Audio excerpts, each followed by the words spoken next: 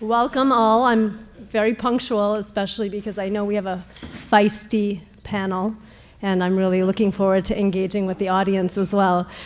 My name is Brinda Sarathi, and I serve as director of the Robert Redford Conservancy for Southern California Sustainability at Pitzer College. On behalf of the Conservancy and Pitzer College, I thank you all for coming to the annual John D. Sullivan Memorial Lecture, The Salton Sea, Salinity, Shrinkage, and Solutions.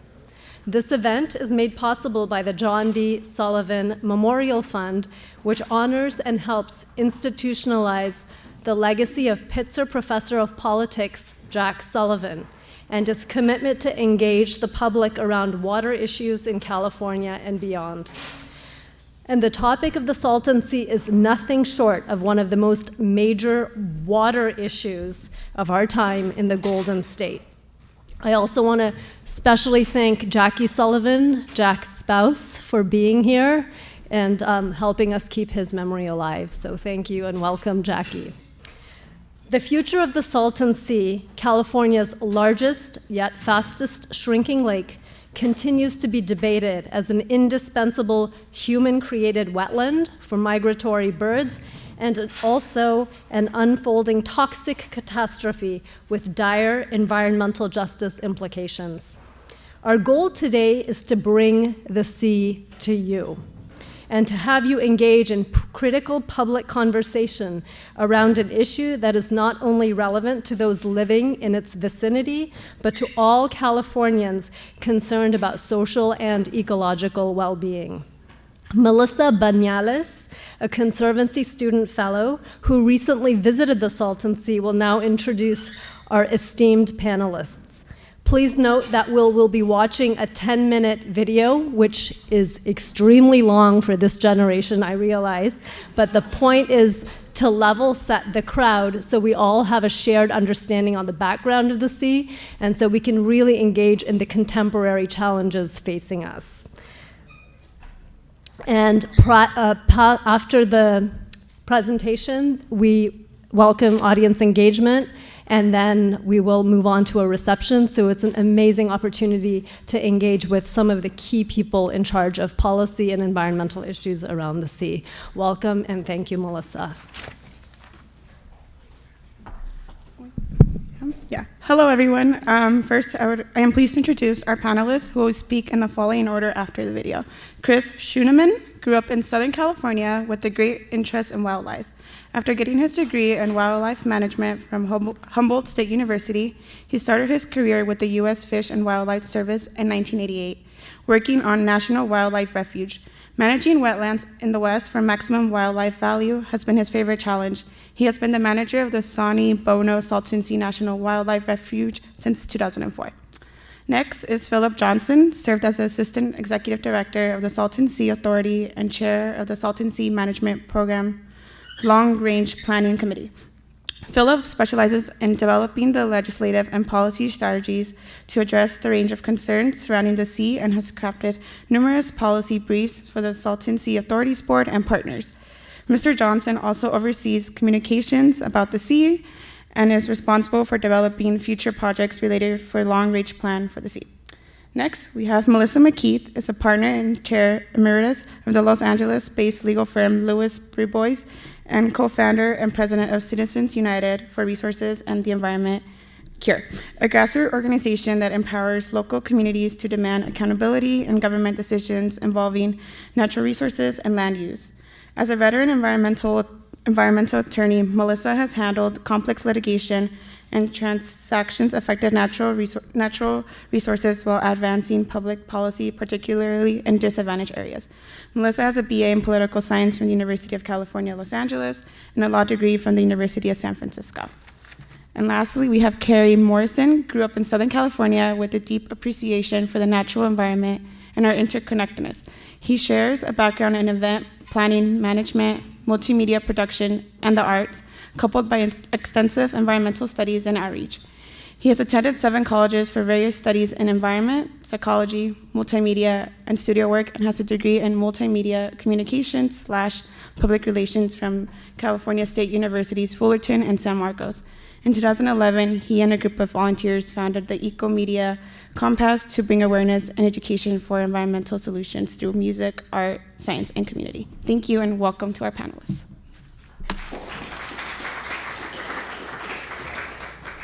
Fantastic, and thank you for that, wonderful welcome and introduction.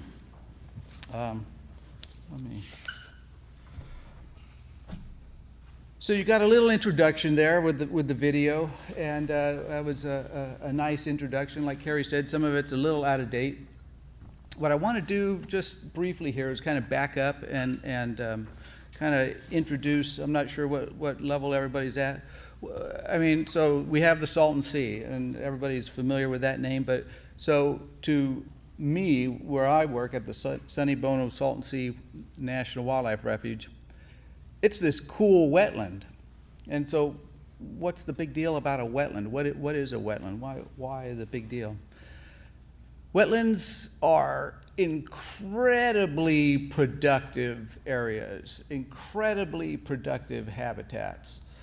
They're like this multi-storied grocery store for all the animals that are out there. You've got things living in the muck in the bottom, worms and bugs and roots of plants, and then working up through there, you've got the stuff living on the bottom of the mud. Then you've got plants living in there, and things living on the plants, fish living in the mid column. Then going up to the top, you've got in some freshwater marshes, for instance, you've got things going up above the water and things feeding on that stuff.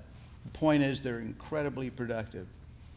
And so in the past, this is an image of what a lot of our birds, our wetland birds that we get at the Salton Sea, have evolved with, a system of a real broad distribution of wetlands.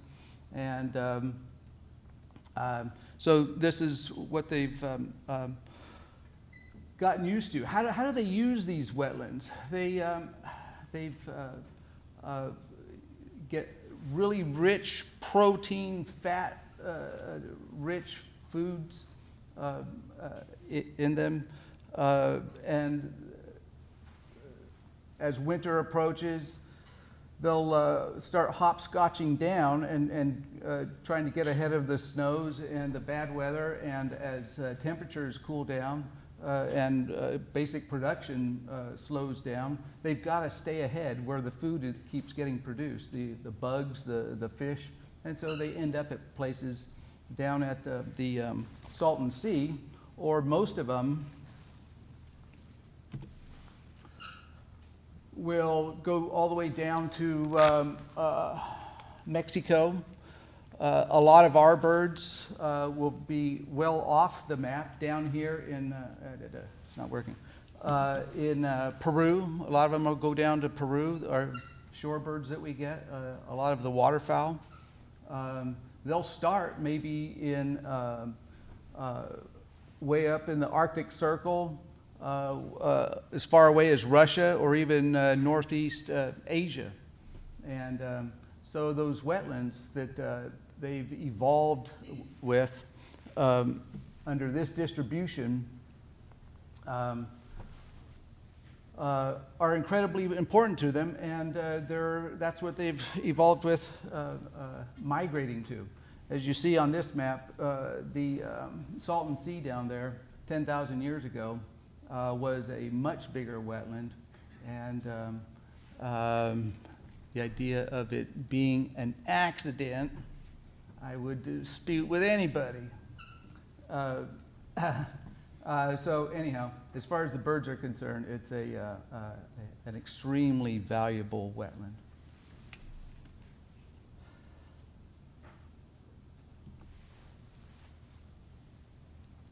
So you see, this is an image of the Pacific Flyway, and these are actual routes that birds take. And you see where they bunch up down there in the bottom end of California, and that's us down there at the Salton Sea. And they just imagine them hopscotching from wetland to wetland, all the way down through. And while they're doing this, they might have to migrate in total 4,000 miles to make it from the tip of Alaska down to Peru. I think that might be farther than 4,000 miles. And you get tiny little birds, birds that weigh grams, little sandpipers, or at most maybe a pound or so. And they're flying all that distance under their own power. They've got to have food resources to make it that far. So they're incredibly tied to these wetlands. They're seeking out these protein and fat-rich foods, and the Salton Sea has been incredibly important in that migration. And the problem is,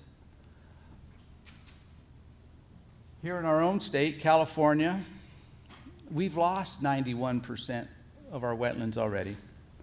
And so that image that we first saw, that obviously no longer exists, but it's getting fewer and fewer options for them, especially down in Mexico. So we've lost 91% of the wetlands in California, and the Salton Sea is a huge part of that. Salton Sea is 219,000 acres in size. It's California's largest lake. A lot of people are not aware of California's largest lake is the Salton Sea. California currently has 454,000 acres of wetlands. So 219 out of 454 is approaching half. If the Salton Sea continues in its current trajectory, it's getting smaller, it's shrinking, it's getting saltier, there's less water going into it, and it's accumulating for the last 100 years. It's been accumulating the same thing as if you had a fish tank at home and you unplugged it and didn't filter the water anymore, and you stopped pumping oxygen in it. It would accumulate waste products that the fish are producing throughout their life. It would accumulate hydrogen sulfide and ammonia. That's what the Salton Sea is accumulating. It's accumulating lots and lots of hydrogen sulfide and ammonia, as well as salt. And it's killing off the food resources for the migrating birds that have depended on the Salton Sea for, we know of at least 1 million years. Archaeologists have recovered snow geese fossils off the west side of the Salton Sea that date back to 1 million years. We currently manage on our wildlife refuge wetland habitat for snow geese today. So they've been there throughout the million-year history of the Salton Sea.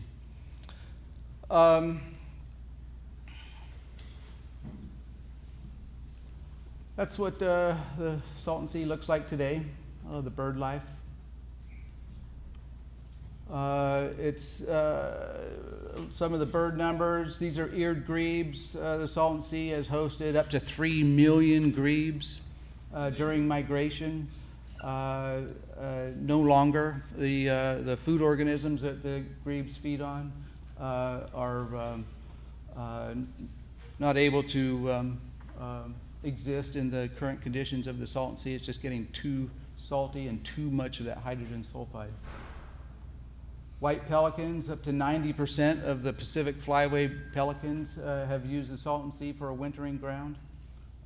Where will they spend their winters if the Salton Sea gets too, if there's no more fish in the Salton Sea? White pelicans, there's been tens of thousands of pelicans at the Salton Sea. That's a lot of fish to eat every day. and those fish are going away. Here's another view of the Salton Sea. Look at that. There's so much diversity of birds. This is today. This is the final image. So, kind of in closing here, in the end, I'm a bureaucrat down there. I don't say that proudly. I help keep the government operations functioning down there. And most of my job is a desk job. I am at heart a biologist, a bird person. And so frequently I just get stressed out and just have my fill of doing reports and dealing with the bureaucracy. And so at the end of the day, I can take a short 2-minute drive and see views like this. At the end of the day, I could feel the salt air blowing on my face. I can hear the birds, the seagulls loud and alive, the shorebirds in the water chirping, cheeping, whatever the sound is they make. And it's a for me, I've traveled all over. I've been up and down the Pacific coast, been all over Mexico, down into the tropics, and this competes with any natural experience I've ever had in any of those places. Despite any impression anybody's told you about the Salton Sea as a big negative, I would defend the Salton Sea very strongly. It's one of the coolest places I've ever been to. So the Salton Sea has stuff for birds, but it also has a lot of life there for people as well. So there you go.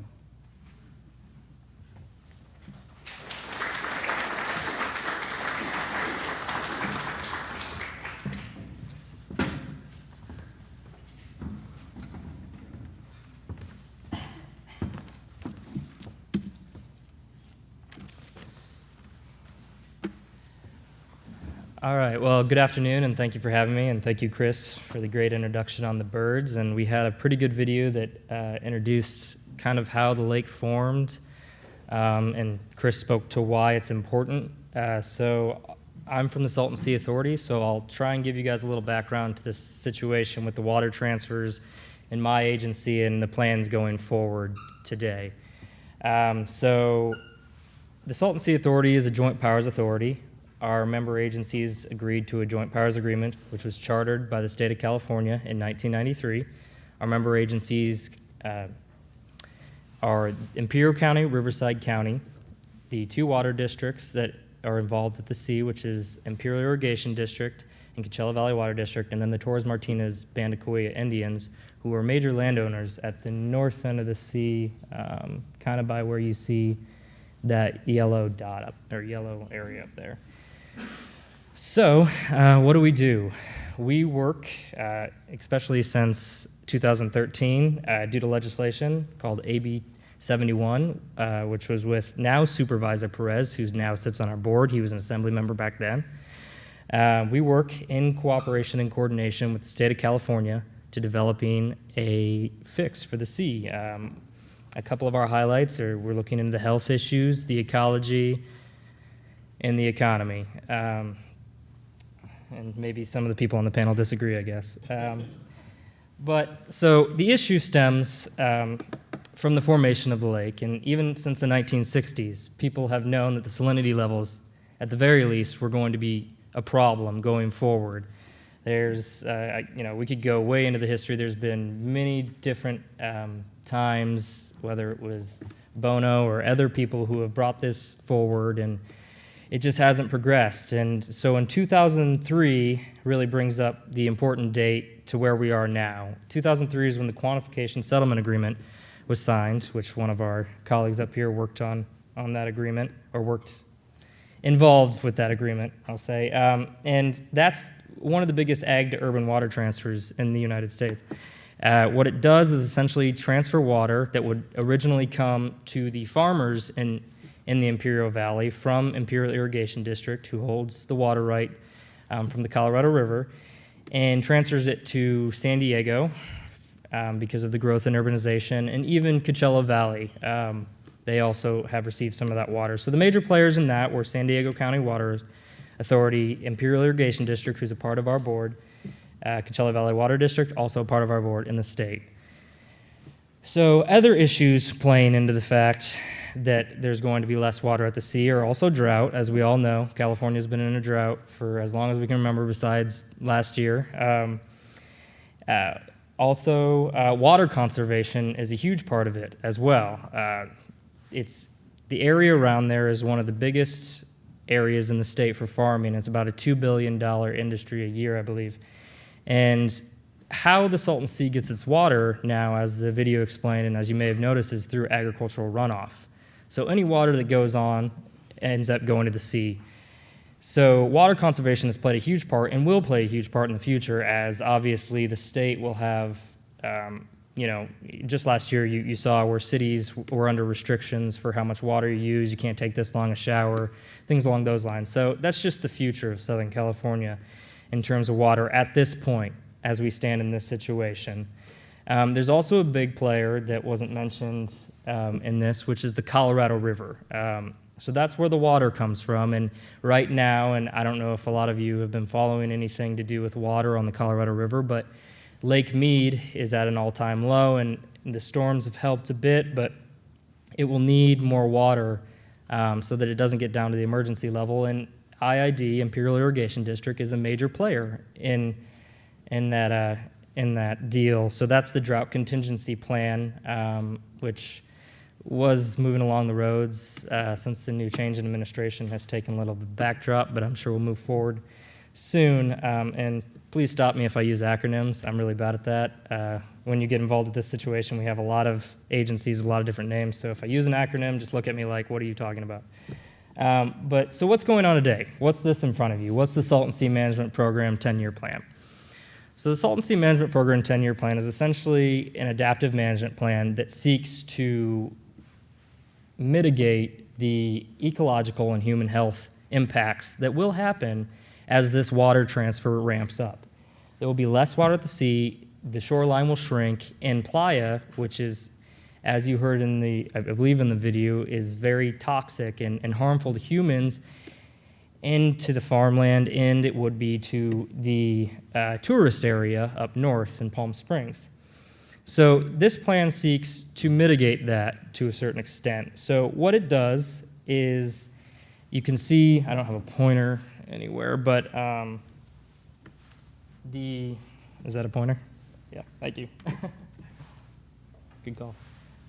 And I don't know if okay, so the yellow areas right there, you can see them at the north and the south end of the sea. Those are water management ponds. So they will essentially be the first part of this project that is built. What the water management ponds will do is they will serve for habitat, but they also will serve as kind of a building off point to the rest of the areas you see under the water management ponds. So those are predicted, you can see from the map, sorry, let me explain this so you understand what's going on. So these lines here, you got the red line, you got the green line, you got the purple line. That's the area expected to be exposed within those time frames. So by 2028, the expected exposure will be 48,000 acres, approximately. What this plan seeks to do is to, while those areas are being exposed, to mitigate that, either with wetlands habitats or with dust suppression.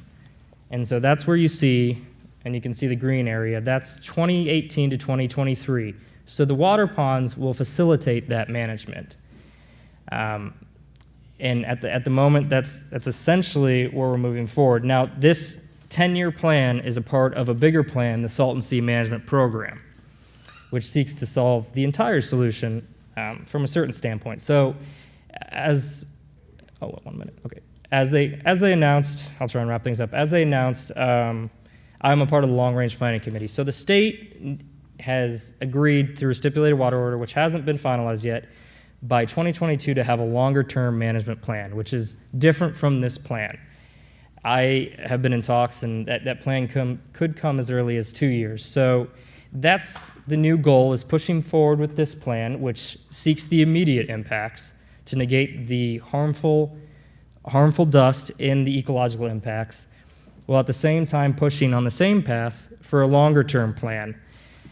Currently, there's funding from the governor's budget, and there's, since I know you guys work in political science and maybe follow legislation, there's also SB 5, which is De Leon's bill. It's the Water Parks Bond bill.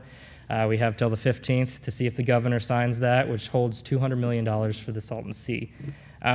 So in conclusion, since I'm talking to a bunch of students, what can you guys do? What impact can you make? How can you get involved? I think one thing that you would notice if we were in a room full of all the people that come work at the sea is people like me and Carrie are few and far between for the age group.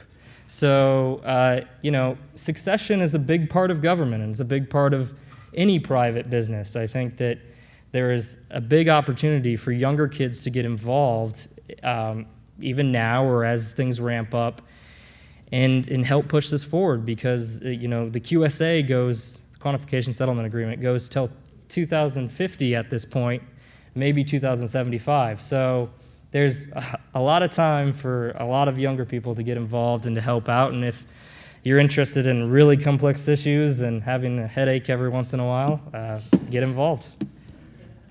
Thank you.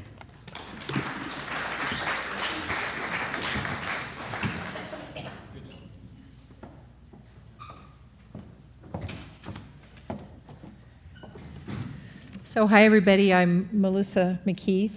I like to call the other Melissa Mini Melissa. Actually, she called herself that. When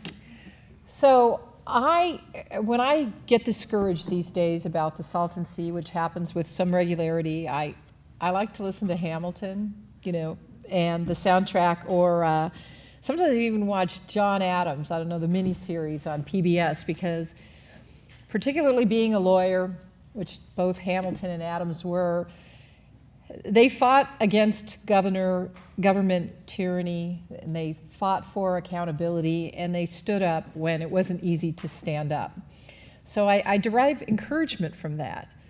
But lately, I've got to tell you that I've been actually envying Donald Trump and watching Billions. And for you guys who don't see TV that much, Billions is a show on Showtime with this guy named Bobby Axelrod, who's a hedge fund guy, and he has billions of dollars. And what I like about both of these guys is they have an unlimited amount of money to litigate, to hire lobbyists, to get involved in politics. And frankly, my experience on the Colorado River and with the Salton Sea is it's all about the money.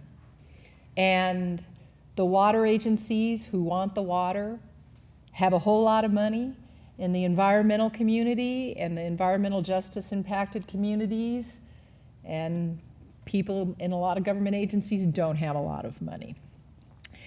My experience on the Colorado River started 20 years ago when Governor Wilson appointed me to the Colorado River Board. So I was hardly perceived as an environmentalist or a liberal. I fooled them. And let me tell you about the Colorado River Board.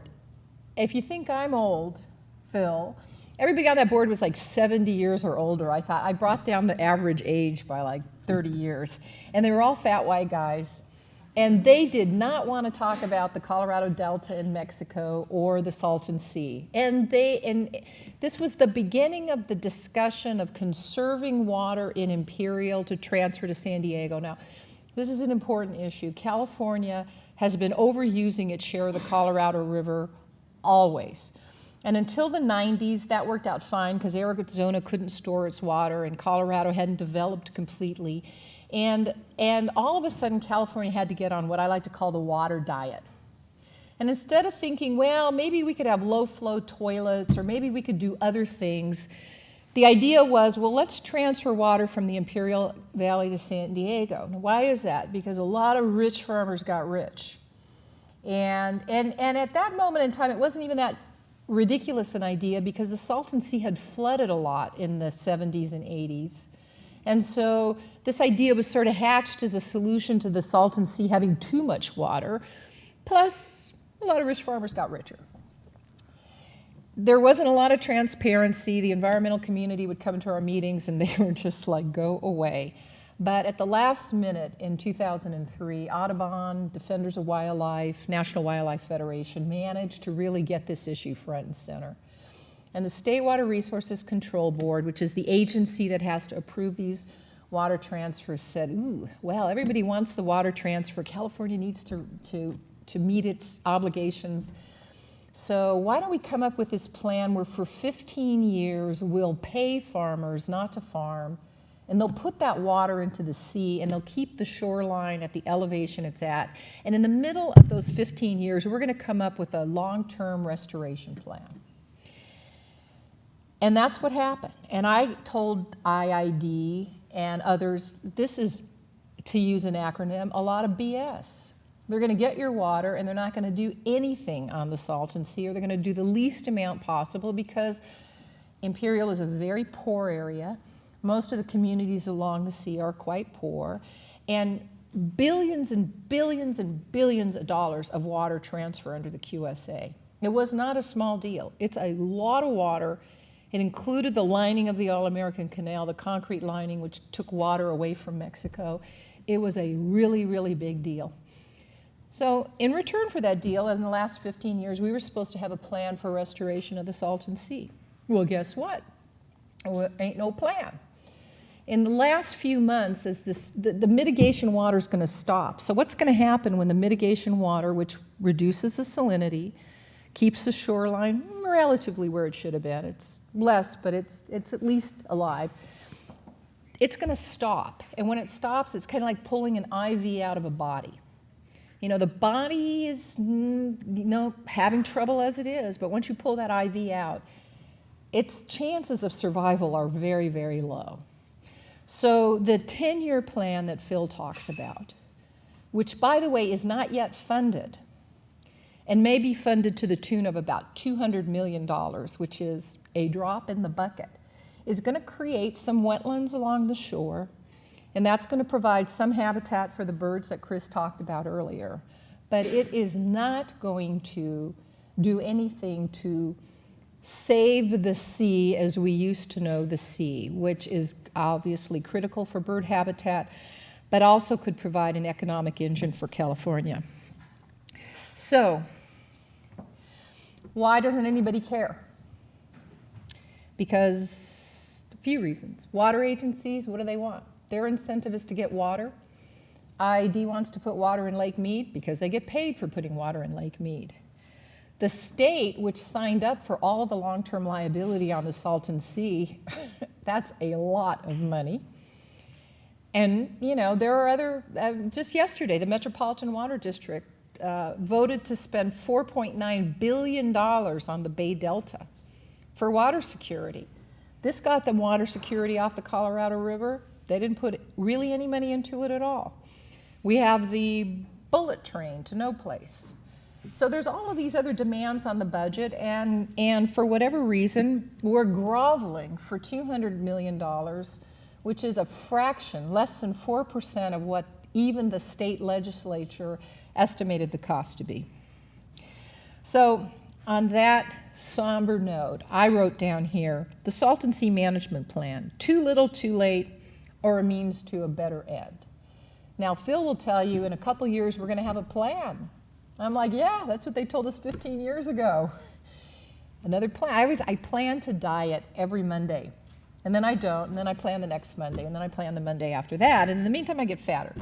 And that's kind of the way I look at the state is, and so then the final question is, well, so why don't lawyers do anything about it?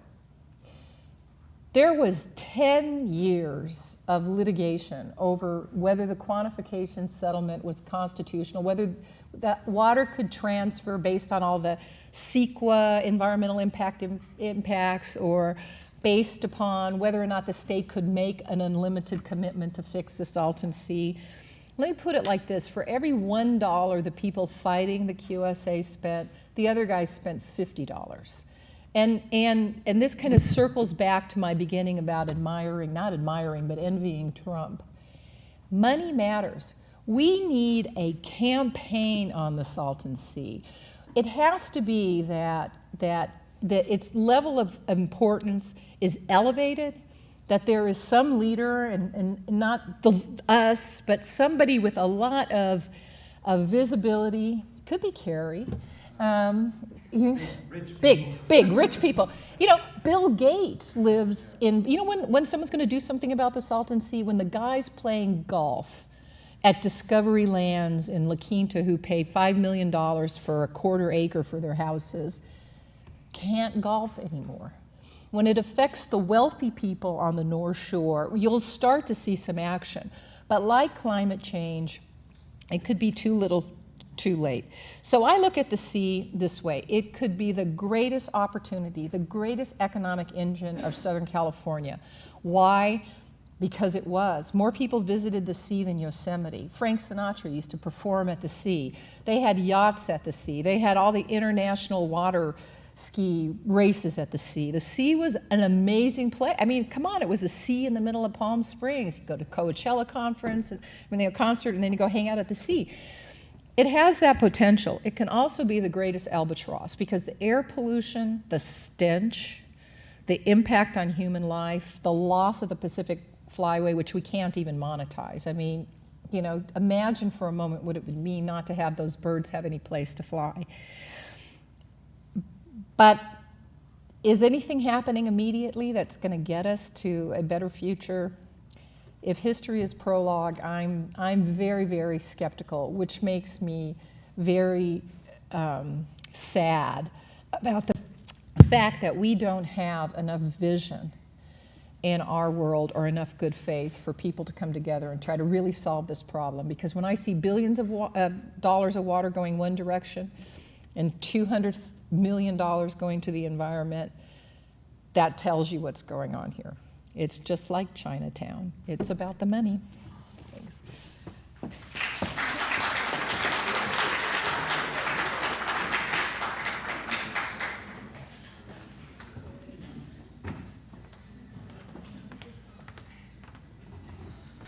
All right. First of all, I want to thank you all so much for being here today, because that means you care enough to learn about this, to eventually become part of the solution. And that's what it all starts with, because unless someone like you cares a whole awful lot, it's not going to get better. It's not. Does anyone know where this is? It's in California. Raise your hand if you do. Yeah? What are you thinking? Owens Lake, you're right. Yeah, Owens Valley. So close to 100 years ago, this was a big lake in California, about a third the size of Salton Sea. Something similar happened there that's happening at the Salton Sea. LA needed the water to grow Los Angeles. And for better or worse, it did, and LA became what it is today. They didn't really know exactly what would happen if they transferred all that, or they didn't care, probably a little bit of both. But it created the worst dust pollution in North America for quite some time. Absolutely horrendous dust storms that they'd have to evacuate that entire valley. And we've gone and interviewed the people there numerous times. And it was a scary place to be. A lot of people got really sick, and the towns that were around it went under. And in the last 15 years,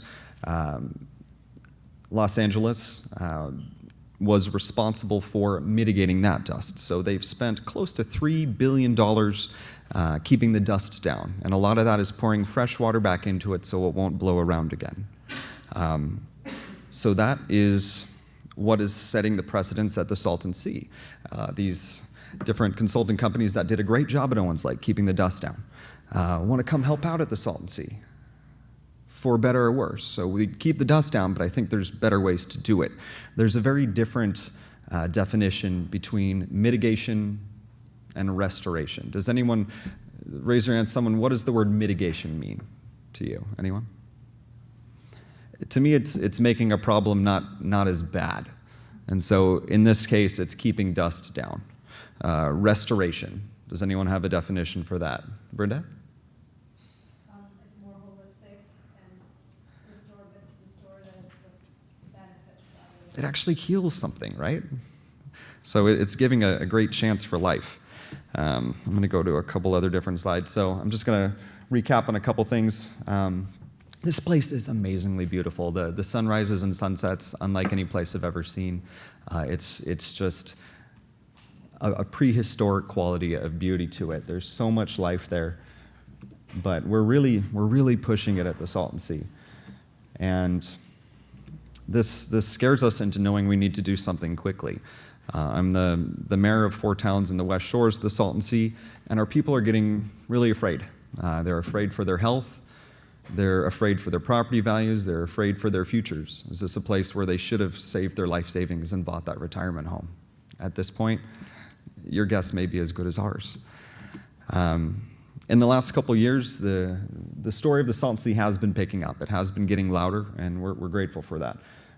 Years ago, we kicked off the Save Our Sea campaign, and we've done quite a few different events, trips to Sacramento to the State Water Board, organizing the community in ways that will give them a voice. Tell the story. People need to hear this story. But it's not just the story of what can happen if we don't act. We need to be actively thinking about what will happen if we act correctly. Has anyone heard of the law of attraction, or The Secret, or anything like that? Anyone? Raise your hand. I like hand raised. Come on, anyone? Good. One person read that book. I'm happy to hear that. I like to try to visualize a future. I want to visualize something that I want to see happen. I don't want to sit around and harm myself by visualizing apocalyptic futures. I want to see beautiful things happen, and I still believe that is quite possible at the Salton Sea. So what it does take is people getting involved in these different events. There are a lot of different governmental meetings. Phil's an expert on what the Salton Sea Management Plan is doing. We have active meetings going on. There's a lot of different community groups that are getting people involved, but we, as Melissa said, we really need to step it up. We need a lot more people jumping in quickly to make this happen. There are a few projects currently going at the Salton Sea that they mentioned. You saw the 10-year plan, and then the water level looked like it was shrinking just a little bit. It didn't look like that big of a deal, did it? It's still a big lake. Well, when you live on the shore and you have a house with a dock, and then the water is miles out, and then it's too salty and everything's dead, that's what it actually means here. So it's not your typical lake where the water level goes down and it's no big deal. The air at the Salton Sea is particularly fragile. This dust is very, very harmful. It has cadmium, arsenic, selenium, a bunch of things that, whether they're for natural reasons or because of the farms, this isn't your typical lake. So we need to keep that in mind moving forward. And we need to be also, in addition to the shorter plans that Phil was talking about, which I think are great for the most part. I see the 10-year plan as an arc. So that's building out 20,070 acres of wetlands. There'll be 48,000 acres exposed by the end of the 10-year plan if this is all that's done. So there's 28,000 acres of highly emissive dust and loss of wetland there, so it's not quite hitting the mark, but it's creating an arc. And so that saves some animals, and that's good, and hopefully that'll buy time for us to initiate this long-term plan. So what I see our need to be doing is, in parallel, while developing these short-term projects, be developing a long-term plan that actually gives us resources for the future, makes it a place we want to move back to, makes it a place the animals can come to, makes it a place you want to retire and go adventure and explore and have fun and take your date and have a great time. So that all starts with awareness. I think this was probably the world's largest SOS, Save Our Sea. I haven't seen any bigger. That was fun. We did that with people. This was the Salton Sea Walk. This was a tech and solution showcase, bringing people together. I'm going to go back to a little video that I see as a great potential hope. There's a couple different long-term solutions that we have in mind out at the Salton Sea. He had maybe mentioned a perimeter lake, so there's an ability to stabilize the shoreline near where people live with a lower salinity so that the animals can enjoy it, the people can enjoy it. It still leaves a big gap in the middle of kind of a hardcore, nasty, salty brine pool, but it's better than what's just the 10-year plan. I believe there's another way as well. I've probably interviewed more people than anyone else about the Salton Sea, maybe, and I'd say 9 out of 10 of the residents say, why don't you just add water from the ocean? It's not just that easy, because it's far away, it's in Mexico, and you're still adding salt. But if you have water in the region, you have something to work with. You either have dust or you have water. It's a little too salty, but you can desalinate it. You have problems with the dust. Well, the water is the most efficient way to keep dust down. You want to grow some crops. There are over 400 different kinds of halophytes, saltwater agriculture plants that really have some amazing potential to transform the way that we do agriculture throughout the Southwest. We have unlimited water if we manage it correctly, and we need to be looking at solutions that are going to make sure that people our age are as well off as the people that are trying to get out at the Salton Sea with a big paycheck. There's a few of those, so keep that in mind. I want to show you a short little video of one of our adventures in Mexico. So, see Cortez.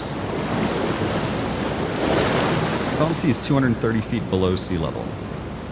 There's an existing canal, already dug, almost halfway.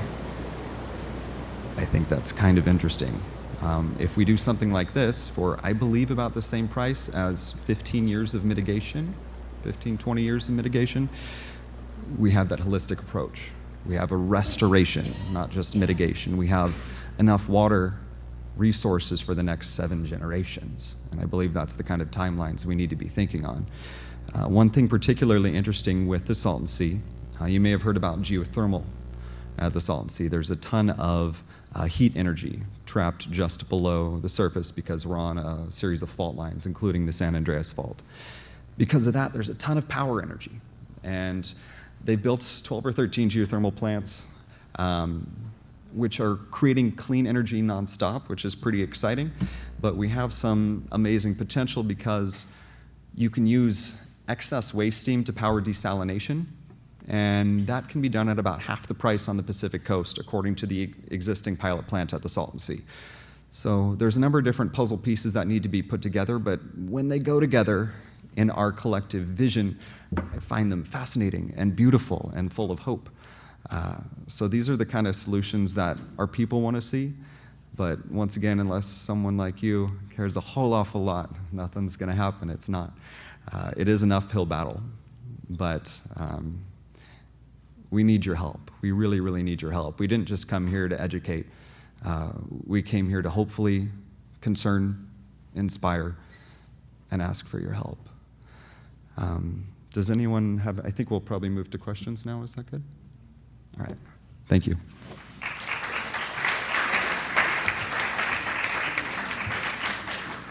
So I have a couple of questions, but I want to first defer to the audience. I'm sure there's a number of questions here, so I'll pass this around. Can folks? I have questions about the towns that are immediately around the Salton Sea. Excuse me. Is this really loud? Okay. Towns that are relatively well known, like Bombay Beach, or Salton City and Mecca.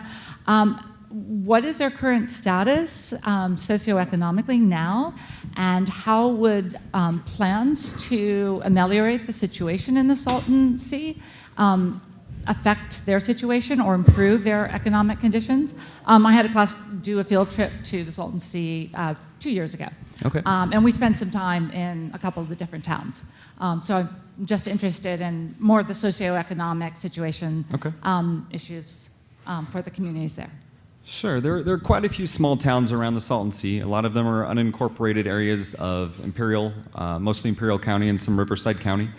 Socioeconomically, they're generally very poor. It consists mostly of agricultural families and then retirees that moved out there when it was happening, and then things went downhill a bit and they can't get out. So these people generally some of them have no clue what's going on. Some of them just are kind of disconnected from the governmental happenings. The overall governmental feeling hasn't been super warm and fuzzy. Come get involved, we're going to help you. It's more like, well, we're going to take care of it, don't worry, and don't get too mad at us. I get it, but that's what's going on. So not everyone's really been included. Some people are really, really afraid for their health. Some people are wondering if buying property there was the worst decision ever, or if the state's going to step up and do something, and then they'll be living in this gorgeous, kind of hot, salty utopia. There's this kind of mixed feelings between people. Overall, people want change. People want hope. People need hope. People need new people coming out there and talking to them and saying, we're here for you. They're scared.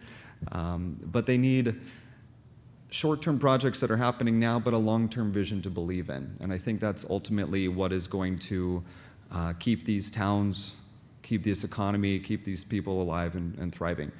So we need to see some major efforts from the state. Is that answer? Okay, thank you. Can I just ask a clarifying question in terms of demographics? Because and perhaps Melissa and everyone else could speak to this. It's an add-on. Is Latinx communities, undocumented populations, and governance in terms of the accretion of political power in the hands of a few and who those few might be, I think is incredibly important to address, especially in terms of the Imperial Valley. Well, I like to call Imperial Valley the last plantation, because why I got involved on fighting the QSA had more to do with the fact that there was no economic value to the non-farming community, and the valley was selling a tremendous resource. So we were fighting to get $100 million or more just for economic and community development. That was back in 2003. As it were, Imperial ended up with about $3 million a year for what they called a local entity fund, and that wasn't enough to change the macroeconomic. Calexico, for example, which is at the U.S.-Mexico border, has the lowest per capita in the state of California. And it still is a predominantly agricultural community. So one thing we're trying to do as part of this short-term management plan is at least to have the state of California say that the first preferences of jobs will go to Imperial County and Riverside County to deal with the unemployment issues. In the last round of hearings before the State Water Resources Control Board, there were quite a number of new environmental justice organizations that have been getting involved. There were a lot of kids who came up, who drove up, who talked about the fact that they and their little brothers and sisters were suffering from really bad asthma, and that their families were poor. It wasn't like they could just move away, and that something needed to be done because they didn't have a choice. And definitely you have a lot of undocumented workers in the fields, both in Imperial and in the Coachella Valley. That's who largely lives in Mecca and Thermal. And that's where we're seeing the highest rate of asthma in the state, which is only going to get worse with the sea declining. And to be honest, of all of the testimony I saw at the State Water Resources Control Board the last time, probably the most poignant were just young people coming up on their own, not even part of any organization, saying, hey, this is my family. Please do something. And, that's what it's like. So. Want to say anything? May I? Okay, so first I want to say, if nobody knows, this is the most magical place on Earth, and it's not just the birds, it's burrowing owls, it's the reptiles, it's the mud volcanoes. If you didn't know, we have mud volcanoes on the San Andreas Fault. It is an absolutely magical place, in my opinion, like Shangri-La. So, and you can camp there on the California State Recreational Area, and Mecca Beach also has a beautiful campground with hundreds of unused spots, and they have fluorescent bioluminescent animals in the ocean, so when you walk on the shore at night, they glow. Now, I go there because I'm an amateur astronomer, and Joshua Tree National Park was just named as a dark sky. It's not half as dark as the Salton Sea. The Salton Sea is where astronomers go now because the prison on the border of California and the casinos light up Joshua Tree too badly. But Salton Sea is still dark, and you have to go to understand how beautiful it is. Not Salton City especially, but the North Shore of Salton Sea, where the campground is, the Sonny Bono National, I don't know what we call it, Wildlife Refuge is fabulous. So my question is, I have been published in the LA Times commenting on the Salton Sea. I have called Ruiz, I've called everybody, where can I put my money? And I have never gotten an answer, never got a phone call back. A couple times they said, come to a meeting. But I was like, well, I want to put my money where my mouth is. So where can I put my money? Sorry, I think I turned it off. Well, one area you can look to donate money is through your tax returns. There's now a voluntary contribution fund at the end of the year. I don't know exactly what you're talking about for how much money you'd like to donate. I'm not sure if there's a specific public donation pot at this point. But yeah, there are. I mean, there's Carrie's organization. There's Comitico de Civico, who's also helping with a lot of the air quality issues. I'm sure they have some form of way. Yeah.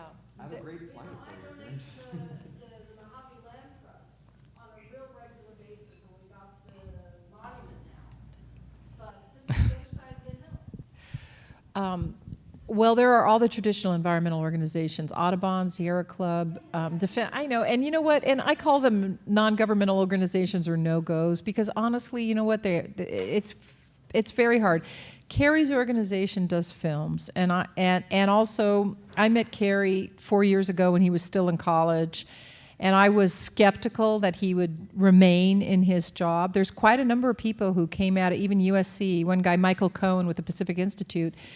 He's been on the Salton Sea ever since he got an MBA. He could have been on Wall Street. You know, this is the harder issue. It's like I hear this and I see crowdfunding now and I think, oh yeah, like someone's just collecting money. My challenge was saying give money to anybody is it's so much money that's needed. I mean, what we need, I hate to say it, but like Carrie and I talked about putting a barge in the middle of the Salton Sea with a for sale sign with the Indio school cheerleaders, they're called the Arabs, and then running an ad in the Dubai Times in the hope that Prince Mo would decide to buy the Salton Sea. And it sounds hokey, but it's sort of like we need big thinking.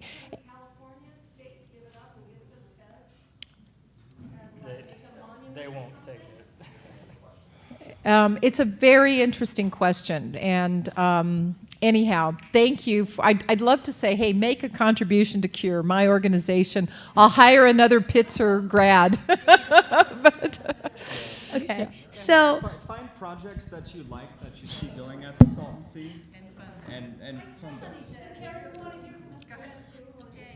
hi. So my question is, how much of the Salton Sea disappearing is sort of related to climate change and human impact, and how much of it is natural due to the, you talked about how it had happened more than once before, and so how much is it due to that?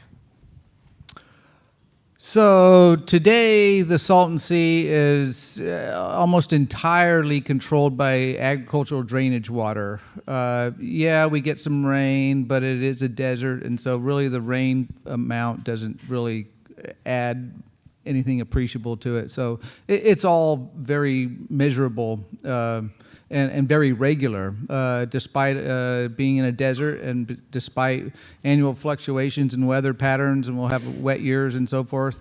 The elevation of the Salton Sea stays pretty regular based on agricultural amounts of drainage.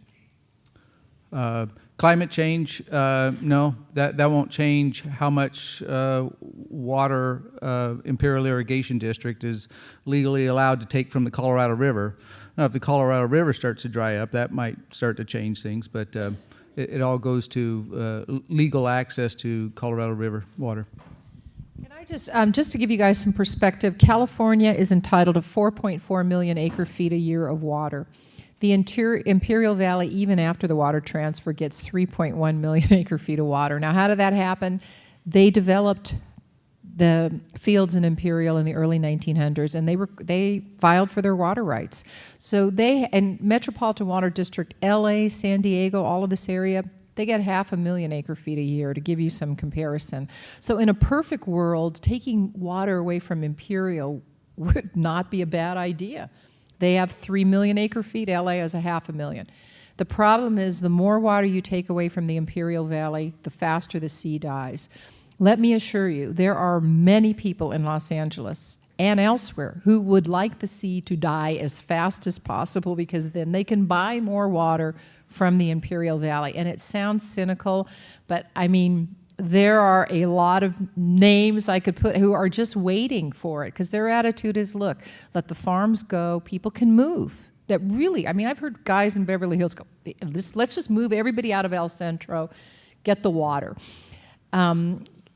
You know, and that ultimately may be what ends up happening. But the Salton Sea at this point is all surviving based on the Colorado River water that comes off of the farms. The other thing I want to say is that I represented agricultural interests who opposed the quantification settlement agreement because they could see long term that when you have a lot of salty dust come off of the Salton Sea onto their farms and they have less water to flush that salt out of their soils, they're going to lose their agricultural interests, particularly permanent crops like citrus or date trees. And they cared about the long-term impact this will have on Imperial, which is the #1 source of winter vegetables in the United States. So the sea dying is going to change the entire economy of this region. Long-term, you know, 30 to 50 years out, I don't see Imperial or the Palm Desert existing the way it does if the sea isn't fixed.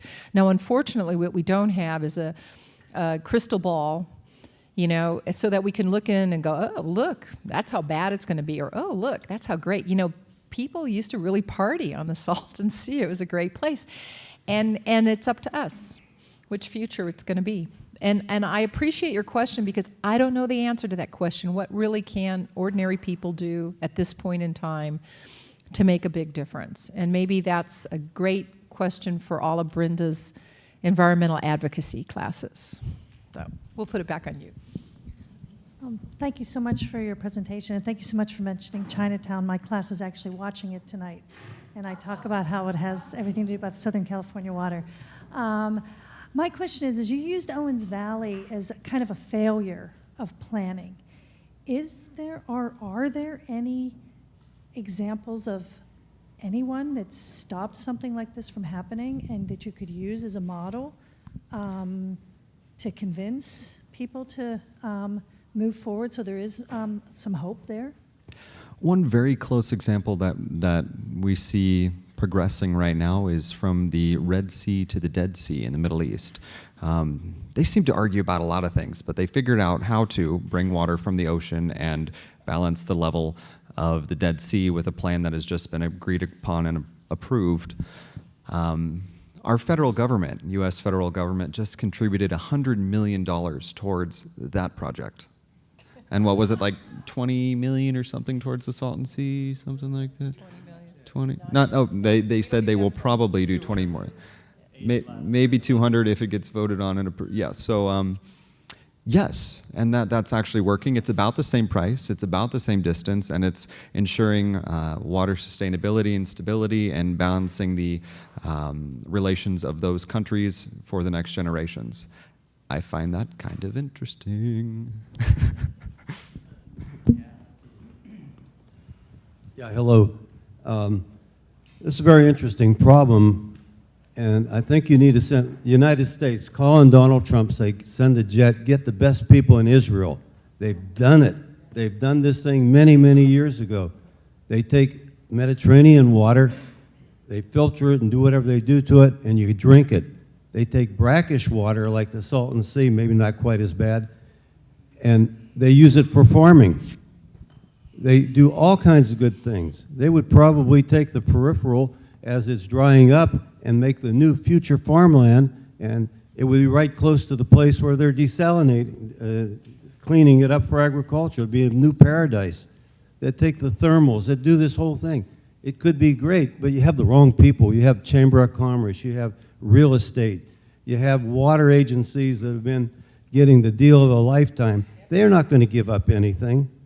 They'll pay their way out of it. So they got the wrong people trying to solve a big problem, and it really, I don't think it's that big.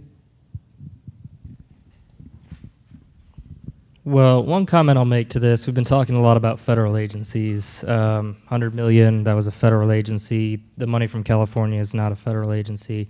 We've been trying to get the federal agencies involved, and BOR, Bureau of Reclamation, has been involved in this situation for a very long time, and we would like, we work with them, we would like some sort of commitment from them. We're trying to involve the USDA because of the amount of agriculture around that area. We're trying to involve EPA, WIFIA for a revolving loan.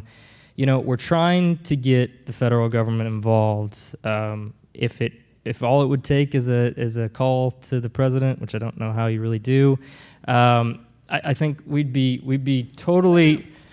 Well, yeah, I guess you could tweet at him, but we would be very happy if the federal government would get involved as well, and we would embrace that. I think that's one of the key pieces missing from this, besides the private sector, as she spoke about earlier. How does the private get involved?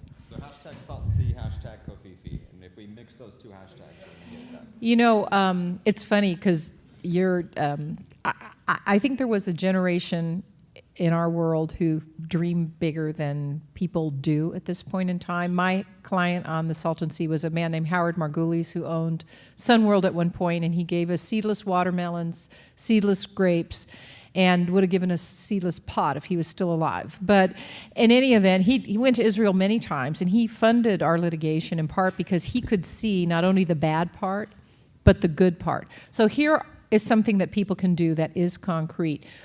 The county of Riverside is affected by the Salton Sea. If the property values go down, it hits their general fund. If they have to take care of a lot of the poor people along the sea who are going to get sick, it affects the general fund. I'll give Brenda some names. It would be great to write the chief administrator, his boss, and say, you know, you guys need to take a stronger stand at this moment in time to try to get the state to step up. It's a small, incremental step in the right direction. It isn't getting Prince Mo or, you know, Itzhak Rabin of the water world, whatever, to come and fix the problems. But it might help. Political pressure from the bottom does make a difference. And right now, at least we could maybe get some jobs out of it. And if the county of Riverside stepped up, they're a government agency. They've got credibility. So other than that, I don't think tweeting Donald Trump is probably going to do the trick unless we have a lot of really skimpily clad women on the Salton Sea, and then maybe he'd pay attention. Or Harvey Weinstein, he needs a cause. Yeah. Right, we need help. You can write letters. So we do have representatives and legislators that do notice, and a lot of this is a critical mass. They need to be receiving a critical mass of letters, of calls, of helpful outrage to show to their higher up in government that it's worth funding this sort of thing.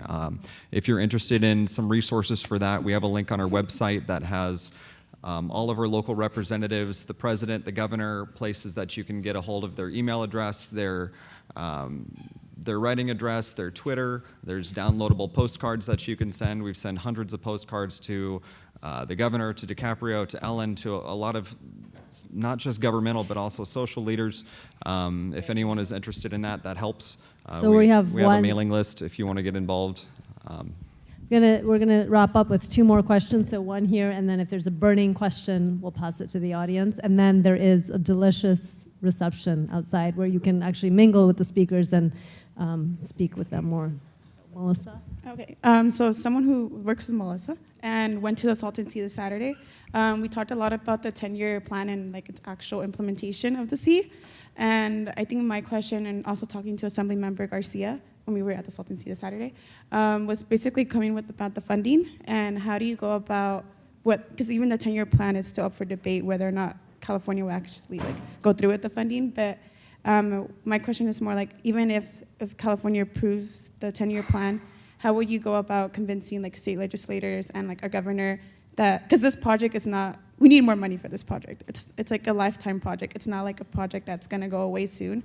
It's a lifetime project. So how do you convince legislators to allocate more funding for this and the long-term effect of the sea and the benefits that saving the sea has? Well, I'll give that a shot. So just to give some perspective on the money involved, we got $80.5 million from the governor's budget last year. SB 5, which is daily owned, is $200 million, and we are expecting that to be signed. It is a water parks bond bill that will affect the whole of state of California and a lot of disadvantaged communities, so I would expect that to pass if signed by the governor.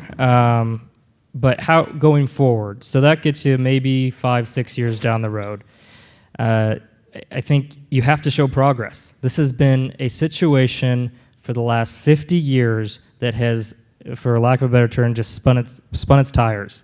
It's gone around and around. It's gone from this plan to that plan, and there's been no cohesive plan that people can agree on. And we're now at the tipping point. We're at the 2017. There has to be a plan, a 10-year plan, to at least help with the ecological and human impacts. So I guess if you're asking how do we get the full funding for the 10-year plan, I think that's totally reasonable. I gotta be honest, we didn't think we were gonna get any funding this year from the legislature or anything, because it's hard to go up there, and they've heard this in the past. One, it's not everybody's issue up there, or they don't think it is, even though it is a water security issue for the entire California. But they've heard this story before, so you have to show progress on the ground, and that is what we're working towards. And if you get that funding, if you get the long-term plan within the next couple of years, then you move forward. But I don't think you go anywhere unless you progress from where you're at now. And like Carrie said, he's been working on this for a little longer than I have, about 4 or 5 years, 6 years. And within the last couple of years, this is where the major momentum has happened. And that's not, that's not degrading anybody who worked on it before, because they all put a ton of effort into it and worked very hard on it. But, you have to build off momentum, and that I think from that, the funding will come. I mean, like he brought up, I think you have to.